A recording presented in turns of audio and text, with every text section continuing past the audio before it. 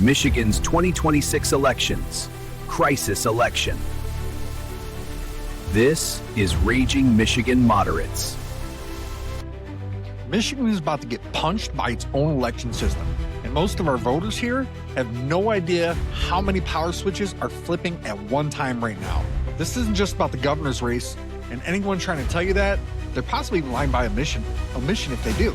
Because this year, 2026, Michigan's going to replace the people who run the elections, enforce the rules, and decide disputes after the fights break out. You know, combination is exactly how trust collapses in swing states. We've already seen margins under 2 points, lawsuits, recounts, national interference, and now imagine all that stacked into one cycle. This is episode 1 of Raging Michigan Moderates, and we're starting where the pressure seems to hit the highest. Thanks for joining, everybody. My name's Joe.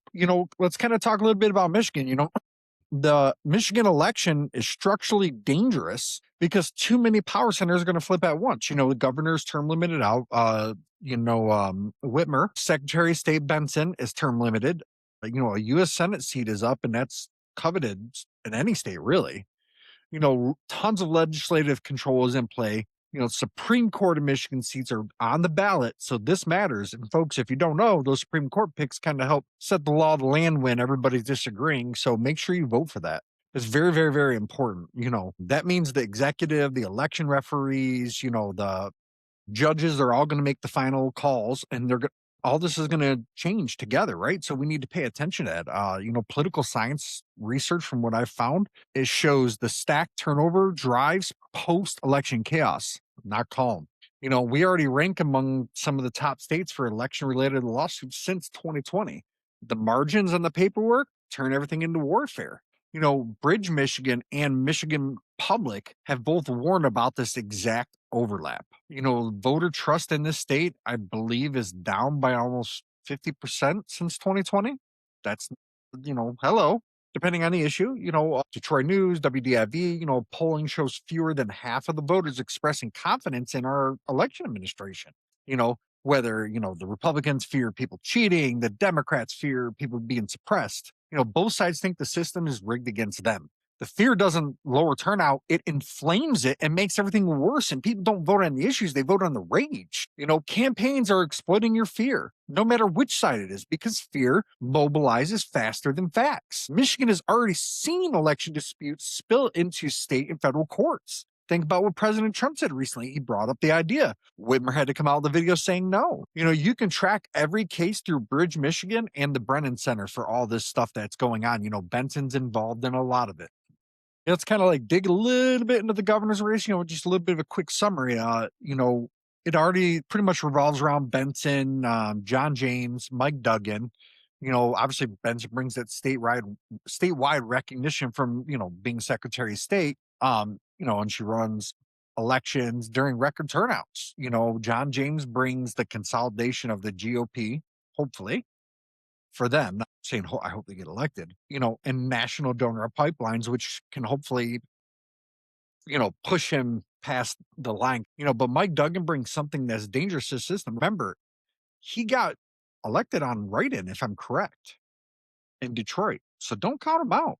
Bridge, Michigan reports all three have raised significant money, though. The money doesn't buy votes, but it can buy survival and keep you in the race, but that's why this race is already hard. Benson's strength is institutional, and obviously she's got that, natural credibility with the Democratic voters, but her weakness, though, is the election administration is now a political napalm. It pretty much is everywhere in America. If you can cast a vote, it's probably that way. James benefits from a clean partisan contrast.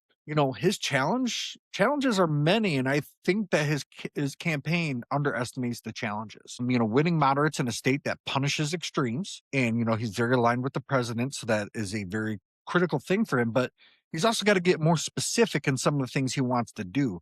I think that's what a lot of the voters would like to see. Mike Duggan's advantage is math, not ideology.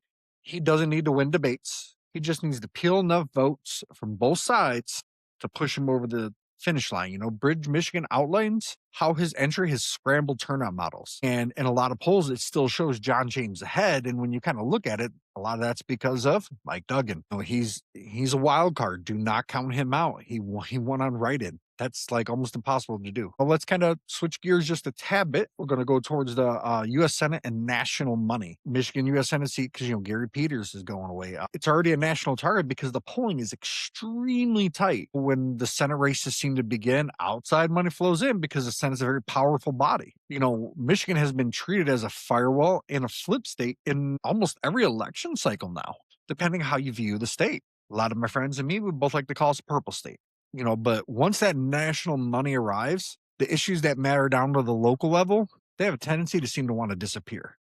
Outside political action money, historic spending right now, it's doubling the ad volume in battleground states, especially here in Michigan. Federal Election Commission data from Michigan confirms this pattern. So if you want to know the FEC data from Michigan, Democratic infighting is weakening them for certain things in the general election. They've got to figure that part out. Republicans are trying to consolidate. We'll see if that sticks because there's a lot of division within the GOP and MAGA right now, even more than there ever was before. But the national parties could care less about the voters here, the Michigan symbolism.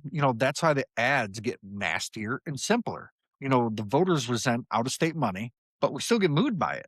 It's like paid protesters. That's a real thing. Look on the main show. Look up paid protesting. It's like they're actually real companies, people. It's an actual real thing. But, the contradiction decides races, right? That contradiction. And, you can verify spending through FEC filings and national coverage. But just remember, it's not always direct money. Sometimes this stuff is done via charity. There's been reports of that, obviously political action committees. But remember, in some situations, I have learned that how they donate the money to charity, they can remain anonymous, or how they donate it to a committee, they can remain anonymous. So keep that in mind as well. Look at Secretary of State. It's like the real power job. Charlie Gilchrist, or Garland Gilchrist, I'm sorry, he dropped out of the governor's race to run for Secretary of State. Tells you everything. First, he struggled as a governor candidate, but is a legitimate chance as the candidate for Secretary of State. Michigan Advance, Bridge Michigan, both flagged this as a strategic move. This is no longer a backup office. It's the referee job with everything that's going crazy and when there's partisan stuff that seems to bleep up in our state. Benson leaving the Secretary of State office turns this race into a verdict on her tenure. Republicans see SOS, they see she got a lot of controversy and she blocks a lot of things, which they don't agree with. The Democrats see it as a firewall against chaos. Both narratives seem to drive turnout, but that's why, the candidates for Secretary of State, some of them are raising money, like if they're running the governor's race, and again, that is going to feed directly into the governor's race, which is going to impact the turnout.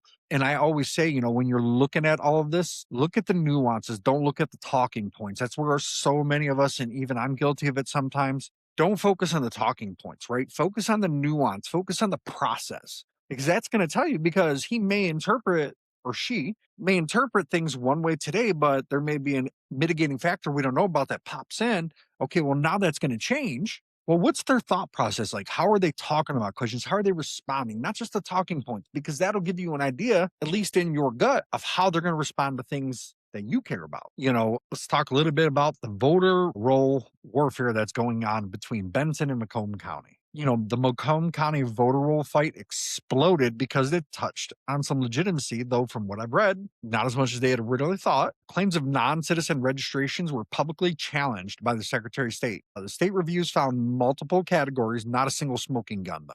Michigan Public reported that eligible voters, removals, and clerical errors were made. Like all that kind of combined, that was the multiple categories. The damages coming from how the accusations were made, right? That's, because these public claims can turn into big issues, and then it turns into a political weapon, and then trust in the system takes a hit. Then next thing you know, nobody's going to trust any election. It's just going to be pure chaos. We need to have facts. We need to have proof, hardcore proof, before we start putting this stuff out there in the media. The real danger isn't fraud volume, it's fear volume. Because from everything I've seen and read, there wasn't enough that would have swayed any election. Doesn't mean that it's okay, and I'm not saying it's okay, but it's the fear is going to have more of an impact than that. Not saying we don't need to address it, but the fear is going to really push that. Even tiny error rates look like massive when it's amplified and played in front of your face every 5 seconds. Election administrators are warning that reckless accusations, they have a really big chance of scaring some voters off because they're going to lose trust. They may already be shaky as it is, and this is going to push them right out. The campaigns don't care because fear mobilizes their base. That's what they're going after. That's why they pay for protests. The incentive guarantees escalation. And escalation is just like celebrities say, bad PR is good PR. Well, the turnouts and the acceptance are the real casualties. How is the turnout going to look? Comment below. Let me know, whether it's on whatever platform you're on, let me know what you think. Do you plan on voting? Do you plan on going out there and checking things out? Let me know. But here's a ballot issue in the state of Michigan that's built for literally like a viral war across our state. Proof of citizenship for voting. And the photo ID ballot initiative is like crazy. Ballot questions historically boost Michigan's voter turnout by 2 to 4 points, but this one combines identity, fear, and moral framing. There's reports on signatures and funding pathways, but both sides use absolute language because it spreads. Nothing's quite as clear as they're trying to make it out to be. No one benefits from calm, right? Well, I mean, the average person really would, but their bases don't benefit from calm, so that's intentional. Republicans are selling it as enforcement and integrity. Democrats sell access and protection. Neither side wants a resolution because when they do control all the branches, whether it's the federal or your state government, most of the time the changes that they make aren't enough to really sway anything. And then if you say that, oh, well, it's because the opposite guys, or it's because the opposite guys. No, it's because we buy into the bait. When, like I said earlier, we don't look at the nuance. We don't look at the process. It's the nuance in the process. That's where it's at. But these messages inflame turnout. The social platforms obviously are going to reward the certainty and conflict of what they're going to push. And that's why this issue is going to dominate. And the ballot language is publicly available through state filings. I'm not going to tell people to vote one way or the other, but kind of here's my thought process on it. I haven't really made up my mind yet. If you're driving a car that can kill people just by you hitting the wrong pedal on by accident, you have to have a license for that. You want to buy a home, you have to have a license for that, or an ID, I should say. You want to buy alcohol, you want to buy a gun, anything, you have to have an ID for that. So I guess it doesn't seem so crazy to me that you need that ID to vote. I'm not saying that we have to be that way. I'm just saying it doesn't seem crazy to me. I did see a Republican congressman say that we should give, or, that the state should essentially pay for the IDs so that way everybody has one. I think that would be a fair compromise, right? If the government's willing, and I know this is going to be a part of the taxing, but that aside, if the government's going to provide the IDs, right, what's the problem then, right? Because then we can't say access. I think that's a really, really good middle ground right there to kind of address this issue and get everybody there.